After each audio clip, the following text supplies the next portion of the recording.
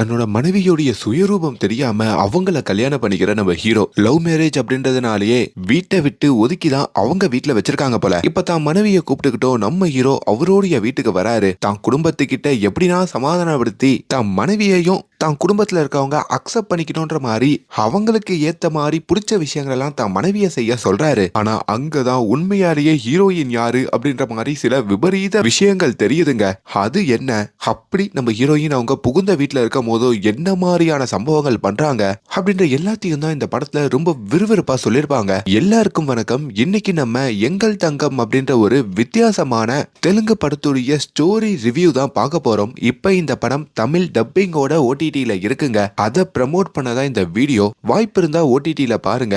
இன்னும் லைக் கொடுக்கலனா ஒரு சின்ன லைக்கோட கண்டினியூ பண்ணுங்க. நீங்க இப்ப பார்த்துட்டு இருக்கிறது நம்மளுடைய பிலிம் பை. படத்துடைய ஆரம்பத்திலேயே ஸ்வர்ணா அப்படின்ற மாதிரி நம்ம படத்துடைய ஹீரோயினை காட்டுறாங்க. அவங்க இப்போ ஒரு பஸ்ல தாங்க வந்துட்டு இருக்காங்க. கூட அவங்க கணவர் அனிருத் இருக்காருங்க. இந்த கதை 90ஸ்ல நடக்கிற ஒரு காலகட்டத்துல நடக்கும். ஸ்வர்ணா அவங்க கணவரை அனி அப்படின்ற மாதிரி ரொம்ப செல்லமா கூப்பிடுவாங்க. அது மட்டும் இல்லாம அவரு ஒரு டாக்டராகவும் இருப்பாரு. நம்ம ஹீரோயின் கொஞ்சம் வருத்தத்தோட அந்த பஸ்ல வந்துட்டு இருக்கிறதையும் கவனிக்கிறாரு. எதுக்கு எவ்வளவு கவலைப்பட்டு இருக்க? இல்லைங்க, நம்மளுக்கு திருமணமாகி 3 வருஷம் ஆகுது. இது வரைக்கும் உங்க வீட்டுல நம்மள எங்க தங்கச்சி கல்யாணம் நடக்க போகுது. அந்த கல்யாணத்துல போயிட்டு நம்ம கலந்துக்கிறோம்னா நம்மள ஏத்துப்பாங்களா அப்படின்ற ஒரு வருத்தம் இவங்க 2 பேருக்குமே இருக்குங்க. அதை பேசிக்கிட்டு அந்த பஸ்ல வந்துட்டு இருக்கும் போதோ அந்த பஸ் திடீர்னு ஒரு இடத்துல நிக்குது. என்னன்னு வெளியே வந்து பார்த்தா அங்க சில பேர் வந்து போராடிக்கிட்டு இருக்காங்க. அதாவது ஊருக்குள்ள இருக்கிற ஒரு லோக்கல் பொலிட்டீஷியன் தவறிட்டாராம். அவருடைய தொண்டர்கள் தான் வந்து அங்க ஸ்ட்ரைக் பண்ணிட்டு இருக்காங்க போல. ஐயோ, டைம் வேற ஆகிட்டு இருக்கு. இவங்க வேற இப்படி பண்றாங்களே, என்ன பண்றதுன்ற மாதிரி ஹீரோயினுக்கும் ஒன்னும் புரியலைங்க. அப்பதான் அங்க போராடுற சில பேர்கிட்ட வந்து, நீங்க இப்படி பஸ் எல்லாம் வழிமறிச்சு நிப்பாட்டுறீங்களே, இதெல்லாம் பண்ணா மட்டும் உங்க தலைவருடைய ஆத்மா சாந்தி அடைஞ்சிருமா? எத்தனை பேருடைய வாழ்க்கைய நீங்க இடையூறு பண்றீங்க, எத்தனை பேருக்கு இதனால கஷ்டம் வரும், அதெல்லாம் யோசிக்க மாட்டீங்களா அப்படின்ற மாதிரிலாம் சொல்லிட்டு இருக்க. இதை கேட்கும் போது அந்த ரவுடிகளுக்கு பயங்கரமா உடனே நம்ம ஹீரோயின் கிட்டையும் பிரச்சனைகள் பண்ண ஆரம்பிக்கிறாங்க. இப்ப நம்ம ஹீரோவும் அந்த இடத்துக்கு வர, அப்பதான் நம்ம ஹீரோயின் தன்னோட கணவர் ஒரு டாக்டர், பிரச்சனை பண்றதுக்கு பதிலா உங்க எல்லாருக்கும் எதனா நோய் நொடி இருந்தா அவர்கிட்ட காமிச்சுக்கங்க, ஃப்ரீயாவே வைத்தியம் பார்ப்பாருன்ற ஒரு டீல போட, அப்படி அங்க போராட வந்தவங்க எல்லாம் வைத்தியம் பார்த்துட்டு இவங்களையும் ஒன்னும் பண்ணாம இப்ப அந்த பஸ்ஸையும் போக விட்டுறாங்க. அப்படிதாங்க இவங்க ஊருக்கு வந்து சேர்றாங்க. ஊர்ல வந்து இறங்கின உடனேயே இவங்களை பிக்கப் பண்ணதுக்கு யாருன்னா வந்திருப்பாங்கன்ற மாதிரி எதிர்பார்க்கறாங்க. ஆனா யாருமே வரல. சரி, ஓகே, நம்ம தான் போடும் போல இருக்குன்னு சொல்லி ஒரு வண்டியை பிடிச்சி இப்ப நம்ம ஹீரோ ஹீரோயின் 2 பேருமே அவங்க வீட்டுக்கு வந்து இறங்குறாங்க. வீட்டுக்கு வந்ததும் ஹீரோவுடைய தம்பி ஓடி வந்து வாங்கண்ணா அப்படின்ற மாதிரியும் கூப்பிடுறான். கொஞ்சம் முகத்தை மாத்தி வாங்க அப்படின்ற மாதிரி ஹீரோயினையும் உள்ள கூப்பிட, உள்ள வேற அந்த நிச்சயம் நடந்துட்டு இருக்கு போல.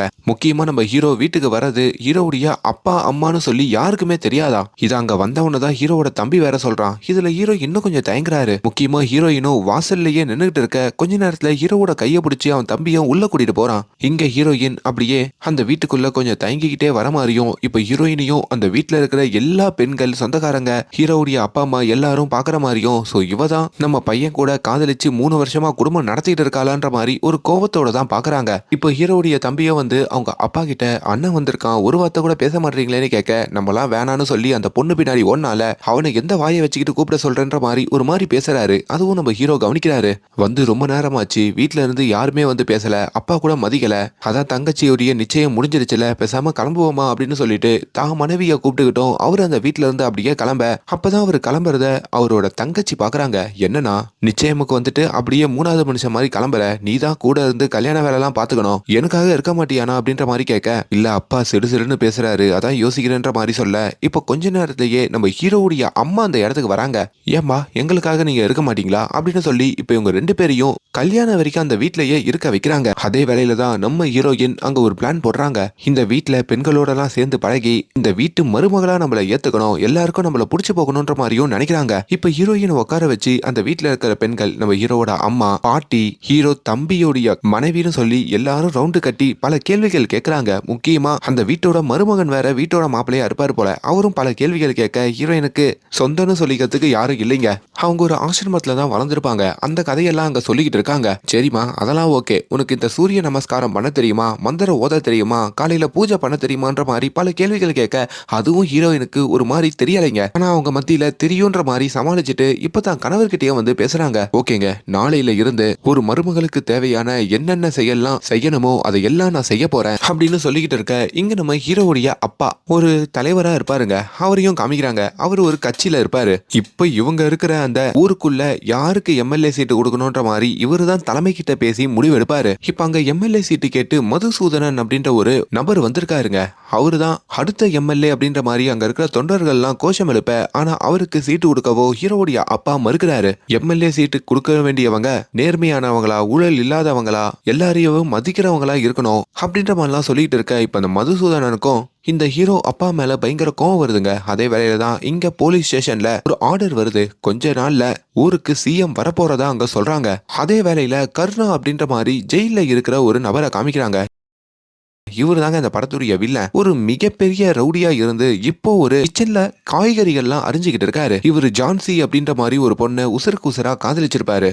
அப்படி இந்த கருணாவை பாக்குறதுக்கும் அந்த இடத்துக்கு ஒருத்தர் வராருங்க. அது கருணாவுடைய அடியால் தான். அவனுமே வந்து அண்ணே நான் ஜான்சியை பார்த்தனே, ஆனா அவளான்னு எனக்கு தெரியல, பாக்குறதுக்கு அப்படிதான் இருந்ததுன்ற மாதிரி சொல்ல, எங்கடா பார்த்த? இன்னைக்கு பஸ் ஸ்டாண்ட்ல பார்த்தனே, ஒரு பஸ்ல வந்து இறங்கினானே, புடவெல்லாம் கட்டியிருந்த மாதிரி தோணுச்சுனே அப்படின்ற மாதிரிலாம் சொல்லிட்டு இருக்காரு. டேய் ஜான்சியை பார்த்தனா அவதானா அப்படின்னு கன்ஃபார்ம் பண்ணிட்டு வா, இப்படி பார்த்தேன் அவளா இருக்கும் அப்படின்ற மாதிரிலாம் சொல்லிட்டு இருக்காத. இந்த உலகத்திலேயே எனக்கு ரொம்ப முக்கியமானவ ஜான்சின்னு உனக்கு தெரியும்ல, சோ போய் தேடிட்டு வா அப்படின்ற மாதிரி அவனையும் இந்த கருணா அனுப்ப. இப்போ அடுத்த நாள் காலையில ஒரு 6 மணி ஆகுதுங்க. நம்ம ஹீரோயினும் வேக வேகமா ட்ரெஸ் எல்லாம் போட்டுக்கிட்டு அங்க பூஜை நடக்கிற இடத்துக்கும் ஓடி வராங்க. ஹீரோயினையும் புகுந்த வீட்டுல இருக்கிற எல்லாரும் பார்க்க அவங்க பாவாடை கூட சரியா கட்டலங்க. அதையும் அப்படியே கவனிக்கிறாங்க. இப்போ அதையும் அட்ஜஸ்ட் பண்ணிட்டு இப்போ ஹீரோயின் அப்படியே ஹீரோ தங்கச்சி பக்கத்துல வந்து நிக்க, இந்த குத்து விளக்கை ஏத்துமா அப்படின்ற மாதிரியும் நம்ம ஹீரோடைய அம்மா சொல்றாங்க. இவங்களும் ஏத்திட்டு அந்த வத்தி குச்சியை அப்படியே உஃப்னு ஊதிடுறாங்க. ஐயோ அப்படியெல்லாம் ஊதக்கூடாது, கொஞ்சம் கையில கொடு அப்படின்ற மாதிரி சொல்லிட்டு இப்போ இத அப்படியே சாமிக்கு காட்டுமான்னு சொல்ல இவங்க அதையும் சொதப்புறாங்க. சரிம்மா உனக்கு மந்திரமாச்சு சொல்ல தெரியுமான்ற மாதிரி ஹீரோயின் கிட்ட கேக்குறாங்க.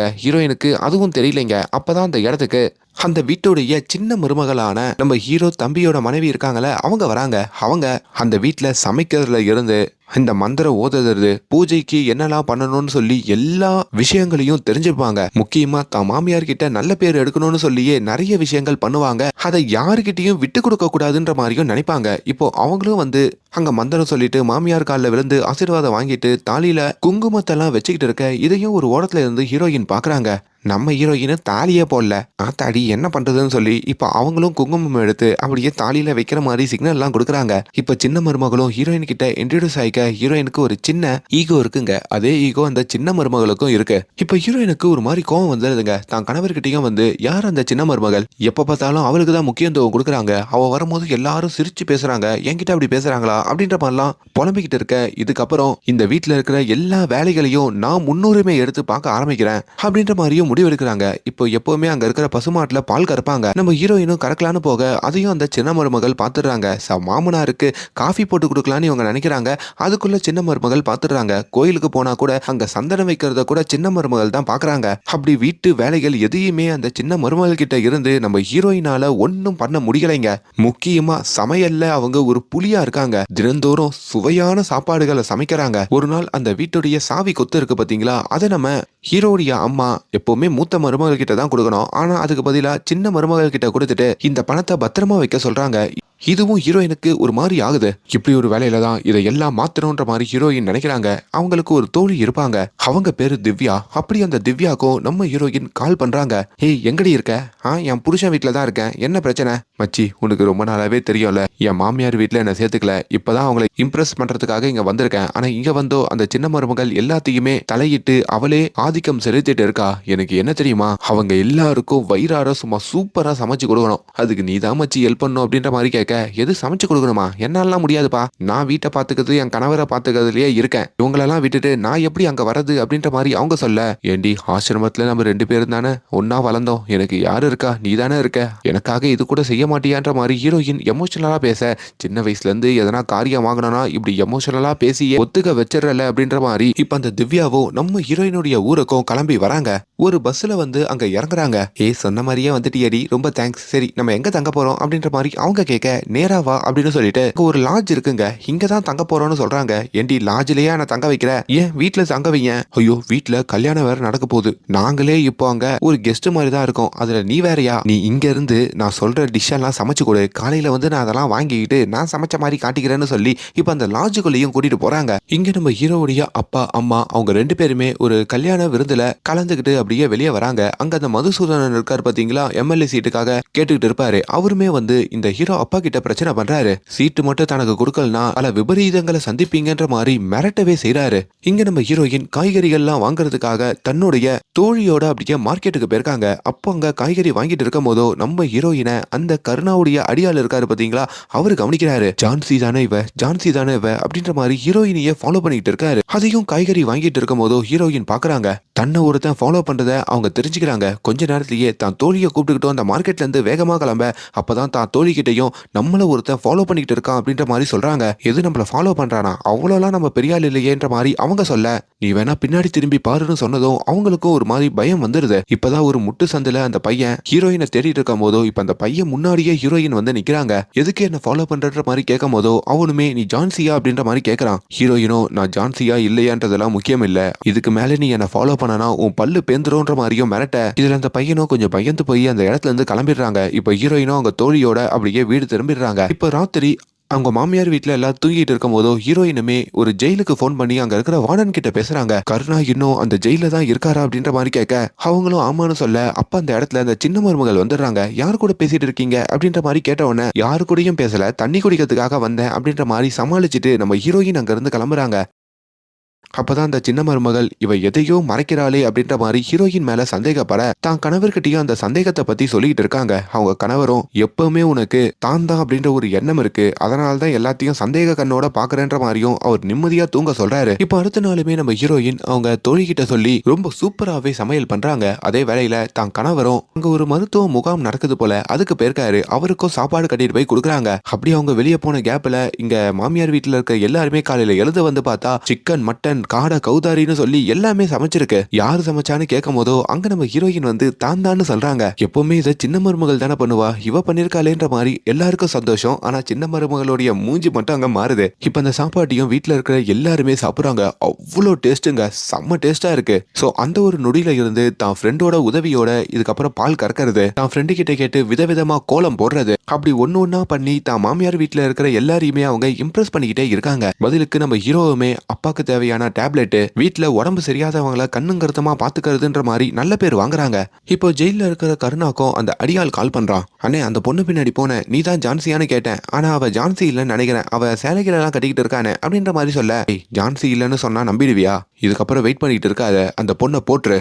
என்னென்ன சொல்றீங்க? ஆமாண்டா, ஒருவேளை நீ போட்டு தள்ளும் போதோ அந்த பொண்ணு போயிட்டானா அவ ஜான்சி இல்ல, ஆனா எதிர்த்து அடிச்சு உன்னை எதுனா பண்ணிட்டானா அவதான் ஜான்சின்ற மாதிரி அவர் சொல்ல இவனுக்கும் ஒரு மாதிரி பதட்டம் ஆகுது. இங்க நம்ம ஹீரோயினுடைய புகுந்த வீட்லயும் இந்த கல்யாண பத்திரிக்கை எல்லாம் வந்துருச்சு போல, அதுலயும் இந்த சந்தனத்தை எல்லாம் வச்சுக்கிட்டு இருக்காங்க. இதை எடுத்துட்டு போயிட்டு கோயில்ல வச்சு ஒரு பூஜை பண்ணிட்டு வரணும்னு நினைக்கிறாங்க. கோயில் பக்கத்து ஊர்ல இருக்குங்க. சரி ஓகே போலான்னு சொல்லிட்டோம். அந்த வீட்டுல ஒரு வீட்டோட மாப்பிள்ள இருப்பாருல, அவருதான் கார்ல இந்த வீட்டு பெண்கள் எல்லாம் கூட்டிட்டு போறாங்க. கூட ஹீரோயினும் வந்திருக்காங்க. ஆனா சின்ன மருமகள் வரலைங்க, அவங்க வீட்டுல தான் இருக்காங்க போல. நேத்து அவ விதவிதமா சமைச்சு போட்டால, இன்னைக்கு நான் யாருன்னு காட்டுறேன்னு சொல்லி அவங்க அங்க சமைச்சுக்கிட்டு இருக்காங்க. இங்க ஹீரோயின் கோயிலுக்கு வரப்போ அந்த கோயில்ல அவங்கள மறுபடியும் அந்த ரவுடி கும்பல் வந்து ஃபாலோ பண்ணிட்டு இருக்க அதையும் அவங்க கவனிக்கிறாங்க. இப்போ எப்படின்னா அந்த இடத்தை விட்டு வேகமா தப்பிக்கணும்னு நினைக்க இப்பதான் மாமியார் வீட்டுல இருக்க எல்லாரையுமே அவங்களும் வேக வேகமா கார்ல ஏற சொல்றாங்க. ஆனா அந்த காரையும் அந்த கும்பல் சேஸ் பண்ணிக்கிட்டு இருக்காங்க. இப்ப ஹீரோயினே அந்த காரை ஓட்டுறாங்க. சும்மா வேகம் பட்டையை கலப்புதுங்க. அதுல இருந்து எப்படியோ அந்த கும்பல் கிட்ட இருந்து ஹீரோயினும் தப்பிச்சு அவங்க ஊர் எல்லைக்கும் வர அவங்க தப்பிக்கிறது மட்டும் இல்லாம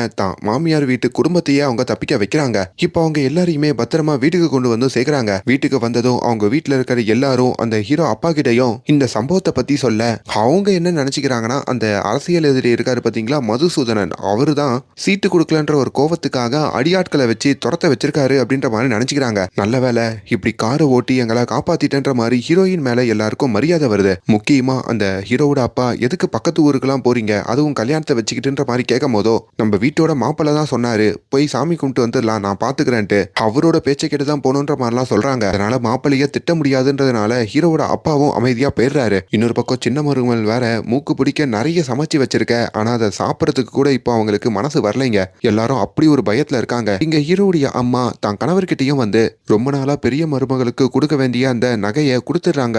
அவ எங்க உசிரியே காப்பாத்திருக்கா, இதுக்கப்புறம் அவரை மருமகளா ஏத்துக்கலான்ற மாதிரியும் சொல்ல, இப்போ தான் பையனையும் தான் மருமகளையும் கூப்பிட்டோம் அந்த நகையை அவங்க கிட்ட கொடுக்குறாங்க. இது மூலியமா அந்த வீட்லயும் நம்மள அக்செப்ட் பண்ணிக்கிட்டாங்க போல அப்படின்ற மாதிரி நம்ம ஹீரோயினுக்கு பெரிய சந்தோஷங்க. இப்ப நம்ம ஹீரோயின் எப்பவும் போல காலையில 3 மணிக்கு எழுந்து தன்னுடைய தோழி வீட்டுக்கு வந்து அந்த சமையல் பண்ண பொருட்கள்லாம் எடுத்துட்டு போக, அப்ப நம்ம ஹீரோயினை போட்டு தள்ளதுக்காக அந்த கும்பல் இருக்காங்க பாத்தீங்களா, அவங்க அங்க பதுங்கி இருக்காங்க. அவங்களையும் நம்ம ஹீரோயின் பாக்குறாங்க. ஆத்தாடி என்ன பண்றதுன்ற மாதிரி அவங்களுக்கும் ஒன்னும் புரியல. ஏ ஜான்சி, ஜான்சி தானே நீனு அப்படின்ற மாதிரி மறுபடியும் அந்த கும்பல்ல இருக்கவங்க சொல்லிட்டு இருக்க, இப்ப அங்க அப்பளம் பொரிக்கிற ஒரு பெரிய கரண்டி இருக்குங்க. அந்த கரண்டியை எடுத்துட்டு வந்து அங்க வந்த எல்லாரையும் போட்டு செம்ம அடி அடிக்கிறாங்க. அதுல அந்த கரண்டியே வளைஞ்சு போயிடுது. என்னதான் அடிச்சாலும் அதுல ஒருத்த மட்டும் மிஞ்சுறாங்க. அதாவது அந்த கருணாவுடைய அடியாளு. அவன் நான் ரெண்டுத்துல ஒண்ணு பார்க்காம வரமாட்டேன்னு சொல்லி ஒரு ஆயுதத்தை எடுத்து நம்ம ஜான்சிய போட்டு தள்ளலான்னு அங்க வர, ஆனா திடீர்னு கால் தடிக்க அந்த ஆயுதத்துல அவனே குத்திக்கிட்டு போய் சேர்ந்துடுறான். ஜான்சிக்கும் அதை பார்க்கும் போதோ, அதாவது ஹீரோயினுக்கும் அதை பார்க்கும் போதோ என்ன பண்றதுன்னு புரியல. கொஞ்ச நேரத்துல அந்த வீட்டுக்கு நம்ம ஹீரோயினுடைய தோழி வேற வராங்களா, அவங்களும் அந்த சம்பவத்தை பார்த்துடுறாங்க. ஏ நீதான் இதை பண்ணியான்ற மாதிரி கேட்க, நான் பண்ணலடி, அவனே ஓடி வந்து கீழே விழுந்து இப்படி பண்ணிக்கிட்டான்ற மாதிரி சொல்ல, இதை நம்ம தான் மறைச்சாகணுன்ற மாதிரியும் இப்ப அவனை ஒரு மூட்டையில கட்டுறாங்க. இப்ப அந்த மூட்டைய எப்படின்னா தான் மாமியார் வீட்டுல இருக்கிறவங்களுக்கு எல்லாம் தெரியாம அந்த ராத்திரியோட ராத்திரியா வெளியே தூக்கிட்டு போகணுன்ற மாதிரி நினைக்கிறாங்க. அங்க நம்ம ஹீரோ தம்பியோட கார் இருக்கும்ல, அப்படி அந்த காரோடைய டிக்கிலையும் வச்சு அந்த காரை வெளியில வரைக்கும் தள்ளிட்டு போயிட்டு இப்ப அந்த கார்ல போயிட்டு அந்த பிணத்தை ஒரு இடத்துல தூக்கி போட்டுட்டு வந்துடுறாங்க. அடுத்த நாள் காலையிலயுமே அந்த அப்பளம் சுடுற கரண்டி இருக்கு பாத்தீங்களா, அதை அந்த சின்ன மருமகள் பாக்குறாங்க. இது எப்படி இந்த அளவுக்கு வளைஞ்சிருக்கோன்ற மாதிரி சந்தேகத்தோட இருக்க, அதையும் ஹீரோயின் தொலைவுல இருந்து கவனிக்கிறாங்க. இன்னொரு பக்கம் ஹீரோயினுடைய தோழியும் இதுக்கு மேல நான் இங்க இருக்க மாட்டேன், எனக்கு ரொம்ப பயமா இருக்கு, நான் ஊருக்கு கிளம்புறேன்னு சொல்ல, அப்பதான் அவங்க கிட்ட தான் யாரு அப்படின்ற ஒரு பிளாஷ்பேக்கை ஹீரோயின் சொல்ல ஆரம்பிக்கிறாங்க. நம்ம 2 பேருமே ஒரே ஆசிரமத்துல தான் வளர்ந்தோம். அப்ப அந்த ஆசிரமத்துல இருக்கிற வார்டன் உன்னை ரொம்ப தப்பா பார்த்தான். ஒரு கடத்துல ஒரு வீட்ல இருந்து உன்னை தத்தெடுத்து போனதுக்கு அப்புறம் அவனோட தப்பான பார்வை என் மேல திரும்பிச்சு. அந்த கஷ்டத்தோட தான் நாங்க வளர்ந்தேன். அதுக்கப்புறம் ஒரு இடத்துல அந்த ஆசிரமத்தை விட்டு நான் வெளியே ஓடி போயிட்டேன். ஒரு இடத்துல தங்கி படிக்க ஆரம்பிச்சேன். ஆனா அங்கேயும் எனக்கு சேஃப்டி இல்ல. அங்க இருக்கிற ஒரு வார்டனும் என்கிட்ட அப்பப்ப தப்பா நடக்க சொல்லி என்னோட ரூம் கதவை தட்டிக்கிட்டே இருப்பான். ஒவ்வொரு நாள் இரவும் பல பயத்தோட தான் நான் கடந்து வந்தேன். அப்பதான் நான் தங்கி இருக்கிற அதே இடத்துல சில கும்பல்கள் வந்து போராளிகள் தங்கினாங்க. அவங்க எல்லாருமே அரசாங்கத்துக்கு எதிராக போராடுறவங்க.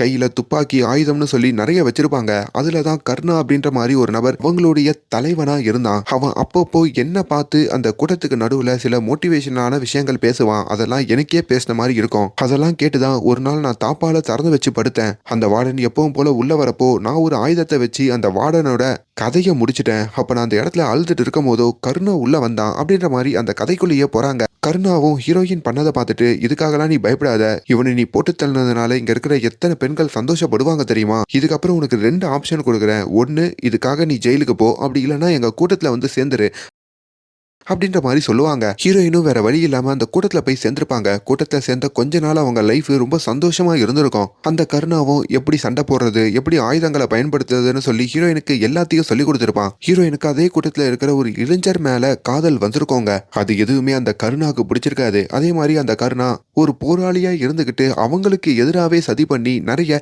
இல்லீகலான வேலைகள் எல்லாம் பார்ப்பாங்க. இந்த கூட்டத்தை அவன் தப்பா பயன்படுத்திப்பான். இதெல்லாம் கொஞ்சம் கொஞ்சமா ஹீரோயினும் பார்ப்பாங்க. முக்கியமா ஹீரோயினை ஒரு பையன் காதலிப்பான் பாத்தீங்களா, அந்த பையனை போலீஸ்ல சிக்க வச்சுட்டு போட்டு தள்ளவும் வச்சிருவான். அந்த பழிய தூக்கி நம்ம ஹீரோயின் மேல போட்டுருவான். இதுல ஹீரோயின் நொந்து போயிடுவாங்க. அப்படி போக போக தான் ஹீரோயினுக்கும் தெரியும் இந்த கருணா ரொம்ப கேவலமானவன், பணத்துக்காக இந்த குரூப்பையே அழிக்கிறான் அப்படின்ற மாதிரி. அதுல இருந்து அந்த கும்பல்ல இருந்து எப்படின்னா வெளியே வரணும்னு ஹீரோயின் துடிச்சிருப்பாங்க. ஆனா அந்த கருணா கண்காணிச்சுக்கிட்டே இருக்கிறதுனால அவங்களால ஒன்றும் பண்ண முடியாதுங்க. அப்படி ஒரு வேலையில தான் போலீஸுக்கு இவங்களே கருணா பத்தி தகவல் கொடுத்து கருணாவை மாட்ட வச்சிருவாங்க. அப்படிதான் கருணா இப்போ ஜெயில இருப்பாங்க. அவன் ஜெயிலுக்கு போன சமயத்துல நம்ம ஹீரோயின் அந்த இடத்த விட்டு ஓடி வந்திருப்பாங்க. சோ இப்படி ஒரு வாழ்க்கை அவங்களுக்கு கிடைச்சிருக்கும். சோ இதுதான் என்னுடைய கதை. அவன் கண்ணில் படாத வகையில தான் நான் என்னுடைய ஜான்சின்ற பேரை மறைச்சிட்டு இப்ப இந்த பேர்ல வாழ்ந்துட்டு இருக்கேன் அப்படின்னு சொன்னதும் அவங்க ஃப்ரெண்டு திவ்யாவுமே ஒரு மாதிரி சென்டிமெண்ட் ஆகுறாங்க. நீ ஒன்னும் கவலைப்படாத, உனக்காக நான் கூட இருக்கேன்ற மாதிரி சொல்றாங்க. அதே வேலையில தான் அங்க ஜெயில இருக்கிற கருணா இருக்கான் பாத்தீங்களா, அவன் ஜான்சி இன்னும் வெளியே தான் இருக்கா அப்படின்ற மாதிரி தெரிய வருதுங்க. லாக்அப்ல இருக்கும் போதும் அங்க ஒரு கேஸை வெடிக்க வச்சு இப்ப அந்த ஜெயில இருந்தும் அந்த கருணா தப்பிக்கிறான். உலகத்தை பொறுத்த வரைக்கும் அந்த கருணா அந்த ஜெயிலையே இறந்துட்டாருன்ற மாதிரி தான் நிறைய பேர் நினைக்கிறாங்க. ஆனா இப்ப அவன் வெளியே வந்திருக்கான். ஹீரோயின் அவங்க தோழி இருக்காங்க பாத்தீங்களா, அவங்கள தன்னுடைய வீட்டுக்கே கூட்டிட்டு வந்துடுறாங்க. இவ என் சின்ன வயசு தோழி, இதுக்கப்புறம் இவ தான் என் கூட இருக்க போறா, தான் கணவரோட சண்டை போட்டுட்டு இங்க வந்துட்டா அப்படின்ற மாதிரிலாம் சொல்லி அந்த வீட்லயும் சேர்த்துக்கிறாங்க. இதெல்லாம் ஹீரோ கவனிக்கும் போது தான் அவருக்கு தெரியுது, அப்ப இத்தனை நாள் உனக்கு சமையல் பண்ணி கொடுத்ததெல்லாம் இவதானா அப்படின்ற மாதிரி. இப்போ ஹீரோயினுடைய தோழி அந்த வீட்டில் சமையல் பண்ண ஆரம்பிக்கிறாங்க. அப்படியே ஹீரோயின் சமைக்கிற மாதிரியே சமைக்கிறாங்க. மற்றவங்களாம் என்ன நினச்சிக்கிறாங்கன்னா, உனக்கு சமையல் சொல்லி கொடுத்ததே நம்ம ஹீரோயின் தானா அப்படின்ற மாதிரி. இப்போ அந்த வீட்டில் அந்த திருமணம் ஏற்பாடுகள்லாம் ஆரம்பிக்குதுங்க. ஈவினிங் ஆனாலே பெண்கள்லாம் ஒன்று கூடி ஜாலியாக நடனம் ஆட ஆரம்பிச்சிடுறாங்க. அப்போதான் அந்த ஊருக்குள்ள ஒரு ஆட்டோ போயிட்டு இருக்கு. அந்த ஆட்டோவில் ஒரு மைக் செட்டை வச்சு ஒருத்தர் கவிதை சொல்லிக்கிட்டு போறாரு. அந்த கவிதையை கேட்கும் போதோ ஹீரோயினுக்கு கருணாவோட வாய்ஸ் மாதிரியே தோணுதுங்க. அந்த கருணா மறுபடியும் வந்துட்டானான்ற மாதிரி பதறி போயிடுறாங்க. இப்போ அந்த ஆட்டோவை ஃபாலோ பண்ணிக்கிட்டே போனா அந்த இடத்துல அந்த கருணா நின்றுட்டு இருக்காருங்க. இப்ப அந்த கருணா கிட்டேயும் வந்து ஹீரோயின், எதுக்காக என்னை இப்ப ஃபாலோ பண்ணிக்கிட்டு இருக்க, என்ன நிம்மதியா வாழ விடு, நான் திருமணம் பண்ணிக்கிட்டு ஒரு குடும்பத்தோட செட்டில் ஆயிட்டேன், ப்ளீஸ் என்ன விட்டுடு அப்படின்ற மாதிரி சொல்றாங்க. நீ எப்படி இருக்க வேண்டிய பொண்ணு தெரியுமா, உன்கிட்ட என்ன மாதிரி ஸ்கில் எல்லாம் இருக்கு தெரியுமா, அதெல்லாம் விட்டுட்டு இந்த மாதிரி ஒரு குடும்ப லைஃப்லாம் நீ வாழ்றதுக்கு செட்டே ஆகல, என் கூட வந்ததுன்ற மாதிரி கருணா கூப்பிட. ஆனா ஹீரோயின் வர மறுக்கிறாங்க. கருணா கிட்ட கெஞ்சி கேட்கறாங்க, சரி என்கிட்ட கெஞ்சாத, உனக்கு என்ன நிம்மதியா போயிட்டு உன் ஹஸ்பண்டோட ஃபேமிலியோட வாழணுமா, சரி வாழ்ந்துக்கோ, உன்னை டிஸ்டர்ப் பண்ண மாட்டேன்ற மாதிரி ஹீரோயின் அங்க இருந்து போக சொல்ல, ஆனாலுமே அவரு முழு மனசோட போக சொல்லலங்க. அது ஹீரோயினுக்கும் தெரியும், கருணாக்கும் தெரியும். இப்ப ஹீரோயின் தன்னை பத்தியான உண்மைகள்லாம் தன் கணவருக்கு தெரியாம தான் எவ்வளவு நாள் பார்த்திருப்பாங்க. அதை இப்பயாச்சும் சொல்லிடலான்ற மாதிரி நினைக்கிறாங்க. ஆனா அவங்களால சொல்ல முடியல. இங்க கருணாவும் இவளை அப்படியெல்லாம் விட்டுறக்கூடாது, ஜான்சியை எதனா பண்ணி ஆகணும், என்ன விட்டுட்டு போய் குடும்ப லைஃப் வாழ்றாளா, அதையே அழிச்சாகணும்ன்ற மாதிரிலாம் கிரிமினலா பிளானா போடுறாரு. அப்பதான் அந்த ஊருக்குள்ள மதுசூதனன் இருப்பாரு பாத்தீங்களா, அவர் ஆல்ரெடி ஹீரோ குடும்பத்து மேல பகையில தானே இருப்பாரு. அவரு கூட போயிட்டு இந்த வில்லன் ஒரு டீல போடுறாரு. உனக்கு அந்த எம்எல்ஏ சீட்டை நான் வாங்கி கொடுக்குறேன், உன்னோட ஆட்கள் என்னோட ஆட்கள் எல்லாரும் ஒன்னு சேர்ந்து அந்த ஹீரோவுடைய ஃபேமிலியவே அழிப்போம் அப்படின்ற மாதிரி இவங்க ஒரு பிளான போட, அதே வேளையில இங்க மதுசூதனன் பண்ண ஊழல்களை பத்திலாம் முக்கியமான டாக்குமெண்ட் ஹீரோ அப்பா கிட்ட சிக்குதுங்க. அவர் ராத்திரியெல்லாம் அதை உக்காந்து அந்த ஆதாரத்தை எல்லாம் திரட்டுறாரு. அப்படி அந்த ஆதாரத்தை அவங்க திரட்டுறதுக்கு நம்ம ஹீரோயின் இருக்காங்கல்ல, அவங்களும் வந்து உதவி பண்றாங்க.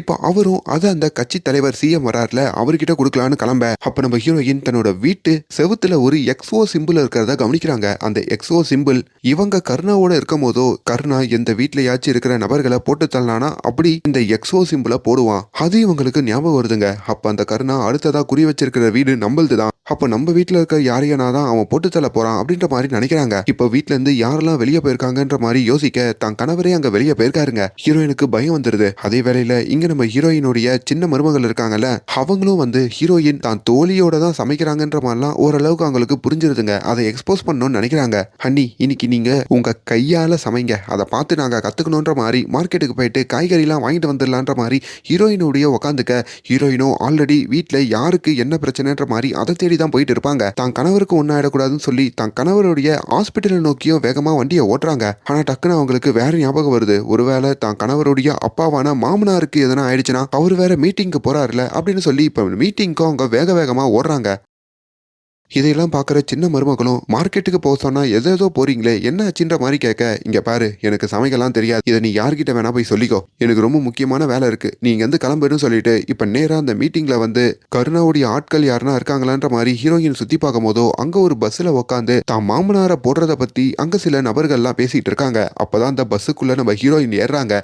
தான் யாரு அப்படின்றத அங்க இருக்கிற எல்லாருக்கும் காட்டுறாங்க. அங்க இருக்கிற எல்லாரையும் அடிச்சு நொறுக்குறாங்க. கொஞ்ச நேரத்திலேயே அங்க சிஎம்மும் வர, அப்படி நம்ம ஹீரோவுடைய அப்பா அந்த சிஎம் பார்த்துட்டு மதுசூதனன் மேல இருக்கிற ஊழலை பத்திலாம் அந்த சிஎம் கிட்டயும் எக்ஸ்போஸ் பண்றாரு. ஹீரோயினுக்கு இது ஒரு மாதிரி ஆயிடுதுங்க. இதுக்கு மேல அந்த கருணா நம்மள சும்மா விட மாட்டான், இது மாதிரி பல ஆபத்துகள் கொடுத்துக்கிட்டே இருக்க போறான், அதெல்லாம் நம்ம எப்படி சமாளிக்க போறோம், நம்ம யாருன்ற உண்மை வேற மாமியார் வீட்டுக்கு தெரிஞ்சிருச்சுன்னா என்ன பண்றதுன்ற ஒரு பிரஷரோட இருக்க. இங்க கருணாவும் இதெல்லாம் ரொம்ப பேசிக்கான ஒரு பிளான் தான், இதை விட நான் பெரிய பிளான்லாம் வச்சிருக்கேன், இதுக்கப்புறம் டைரக்டாவே அவளை நான் அடிக்க போறேன்ற மாதிரியும் சொல்றாரு. இப்ப நம்ம ஹீரோயினுடைய வீட்டுல இந்த கல்யாணத்துக்கு முன்னாடி சில சடங்கெல்லாம் நடக்கும்ல, அதுல ஊருக்காரங்கெல்லாம் கூப்பிட்டு சாப்பாடு போட்டு இருக்காங்க. அப்ப அந்த இடத்துக்கு திடீர்னு இந்த கருணாவே வந்துடுறாங்க. தன்னை ஹீரோயினுடைய மாமா அப்படின்ற மாதிரி அங்க வீட்டுல இருக்க எல்லாருக்கிட்டையும் இன்ட்ரோடியூஸ் ஆயிக்கிறான். ஹீரோயினுக்கும் அதை பார்க்கும் போது ஒரு மாதிரி ஆயிடுது. ஹீரோயினோட கணவருக்கு கூட அதை பத்தி தெரியாதுல, இவங்க ரொம்ப பயத்தோடயே இருக்காங்க.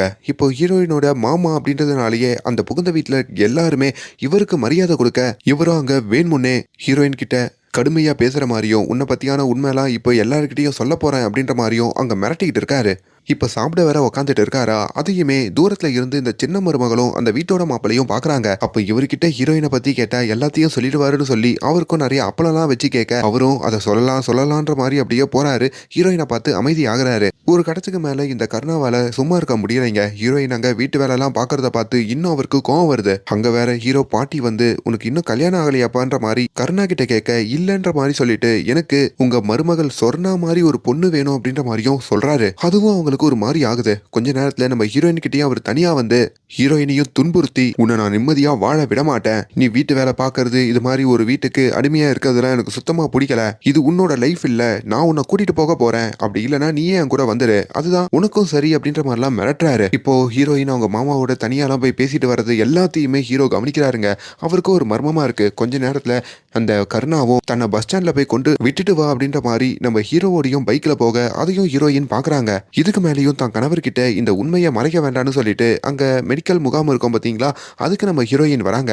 அப்படிதான் ஹஸ்பண்ட் கிட்டயும் வந்து தான் யாரு, இந்த கருணாவால தனக்கு என்ன நடந்தது அப்படின்ற எல்லா உண்மைகளையும் அவங்க சொல்றாங்க. சொன்ன உடனே அவருக்கும் ஒரு மாதிரி ஆயிடுதுங்க.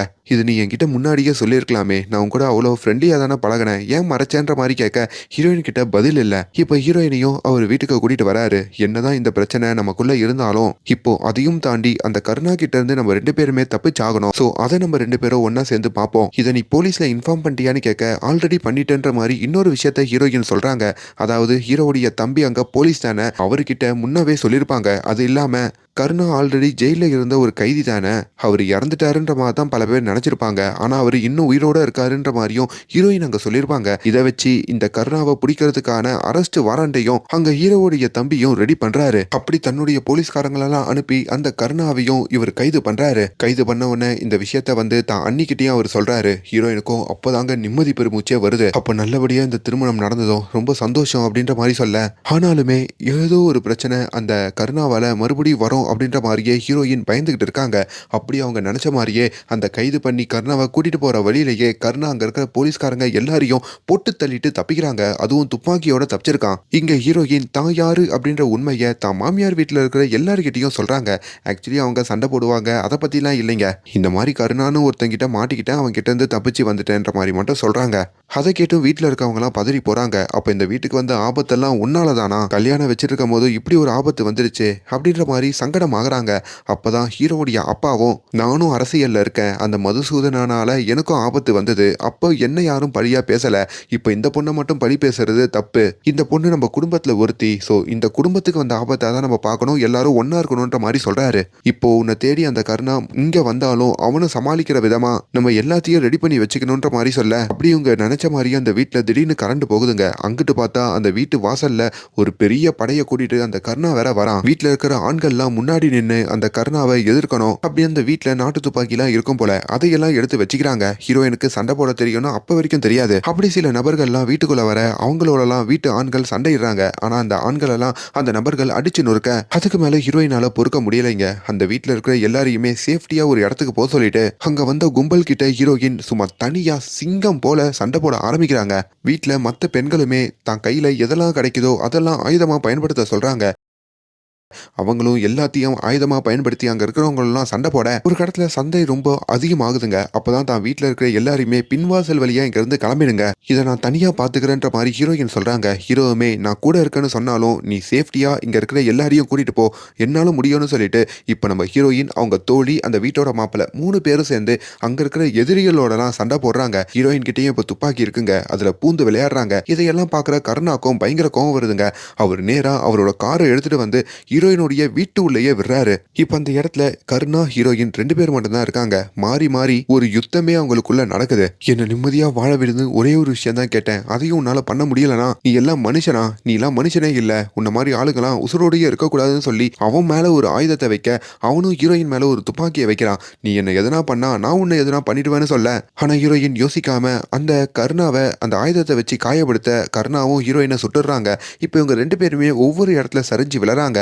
அத்தோட முடிவுல கருணா காயம் அதிகமாகி ஹீரோயின் கண்ணு முன்னாடியே போய் சேர்ற மாதிரியும் இப்ப ஹீரோயின் அதுல இருந்து காப்பாற்றப்படுற மாதிரியும் காமிக்கிறாங்க. இந்த எல்லா சம்பவத்துக்கு அப்புறமும் கருணாவையும் அழிச்சிட்டு இப்ப நம்ம ஹீரோயின் அவங்க புகுந்த வீட்டுல ஒரு மருமகளா அவங்களோட வாழ்க்கைய சந்தோஷமா வாழ ஆரம்பிக்கிறாங்க. அப்படி நல்லபடியா ஹீரோ தங்கச்சிக்கும் அங்க திருமணம் நடக்குது. வீட்டுல இருக்கிற எல்லாரும் ஹீரோயினை ஏத்துக்கிட்டு ஒற்றுமையா வாழ அட்லாஸ்ட் அந்த வீட்டுக்கு இந்த ஹீரோயின் ஃப்ரெண்டோடைய கணவர் வராருங்க. எப்பா 2 நாள் ஊருக்கு போறேன்னு சொல்லிட்டு இந்த இவ்வளோ நாள் வந்து உக்காந்துக்கிட்டு இருக்க அப்படின்ற மாதிரி அங்கத்து வந்து வேற சண்டை போடுறாரு. ஸோ இதெல்லாம் காமிச்சு அப்படியே ஜாலியா இந்த படத்தோட கதையை முடிக்கிறாங்க. ஒரு வித்தியாசமான படம் பார்க்கணும்னு தோணுச்சுன்னா கண்டிப்பா ஓடிடியில இந்த படத்தை தமிழ் டப்பிங்கோட ட்ரை பண்ணுங்க. அதை ப்ரமோட் பண்ண தான் இந்த வீடியோ. நான் ரொம்ப ஷார்ட்டாக தான் எக்ஸ்பிளைன் பண்ணியிருக்கேன். அண்ட் மேலும் இந்த மாதிரியான வீடியோஸை தொடர்ந்து பார்க்கறதுக்கு நம்ம சேனலை சப்ஸ்கிரைப் பண்ணுங்க. Thank you so much.